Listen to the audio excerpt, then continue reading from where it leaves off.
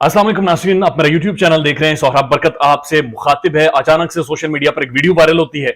एक नौजवान लड़की को देखा जाता है और उठपटांग से वो डांस कर रही हैं, ठुमके लगा रही हैं और उसके बाद वो क्लिप वायरल हो जाता है। पाकिस्तान के तमाम तर मुआशरा उसे देखता है, शेयर करता है और उसके बाद पाकिस्तान के प्रोमिनेंट मॉर्निंग शो में उन्हें बुलाया जाता है और उन ठुमकों को,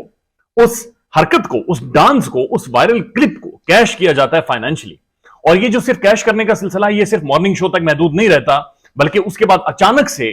आयशा नाम की ये खातून, जो कि इर्रेलेवेंट थी इस माशरे में, जिन्हें कोई जानता नहीं था, जिनकी कोई पहचान नहीं थी, उनके बारे में यह कहा जाता है कि 3 लाख के करीब उनके फॉलोअर्स बढ़े हैं, उनके ऊपर ट्वीट्स हुए हैं, उनके ऊपर इंस्टाग्राम पर लोगों ने बातचीत की है, यूट्यूब पर वीडियोस की हैं। और उसके बाद जब मैंने कोशिश की कि आयशा का इंटरव्यू कर सकें या इसके बारे में उनकी राय जान सकें, तो उनके manager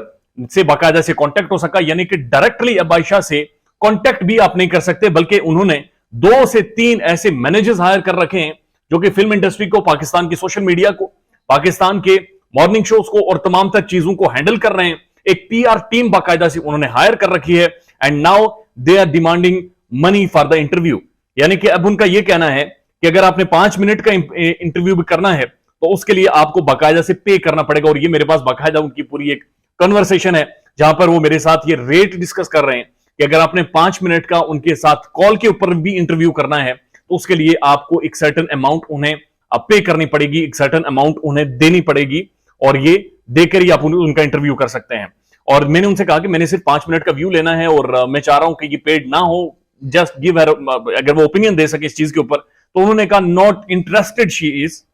she only work for paid content. वो सिर्फ पेड कंटेंट के लिए काम करती हैं। मुझे इस चीज से मसला नहीं है कि वो पेड कंटेंट के लिए काम करते हैं, मुझे इससे भी मसला नहीं है कि वो पैसे चार्ज करती हैं इंटरव्यूज के लिए, लेकिन हमें शायद ये चीज सोचनी या समझनी पड़ेगी कि ये एक फाइनेंशियल मॉडल है जो हम क्रिएट करवा रहे हैं। ये एक फाइनेंशियल मॉडल है जो कि अब एग्जिस्ट कर रहा है और पाकिस्तान के अंदर जिसने भी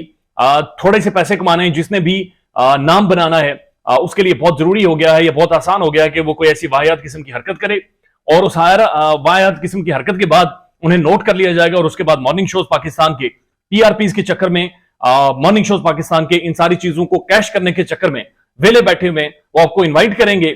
वहां पर आपको सेलिब्रेट करेंगे, वहां पर ऐसी बातें करेंगे जिससे आपकी वो जो क्लिप है, वो जिस चीज से आप वायरल हुए हैं वो और ज्यादा वायरल हो, ताकि उस चीज से और ज्यादा रेवेन्यू कमाया जा सके। ये बुनियादी तौर पर कोई टैलेंट नहीं है, ये बुनियादी तौर पर कोई सोच और फिक्र नहीं है, ये बुनियादी तौर पर कोई टीचिंग नहीं है, ये बुनियादी तौर पर जो इन्होंने डांस किया, ये ठुमके लगाए हैं, इसके पीछे उनका कोई आर्ट नहीं है। ये बुनियादी तौर पर एक वायरल क्लिप के पीछे का एक फाइनेंशियल मॉडल है जिसे प्रैक्टिकली इस मुआशरे में रखकर अब फाइनेंसिस रेवेन्यू बनाने की बाकायदे से कोशिश की जा रही है। आपको याद होगा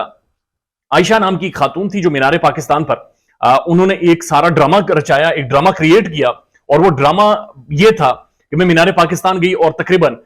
50 से 100 लोगों ने या उससे ज्यादा लोगों के बारे में कहा गया कि उन्होंने मुझे, मेरे कपड़े फाड़े हैं, मेरे साथ ज्यादती करने की कोशिश की है। और उसके बाद भी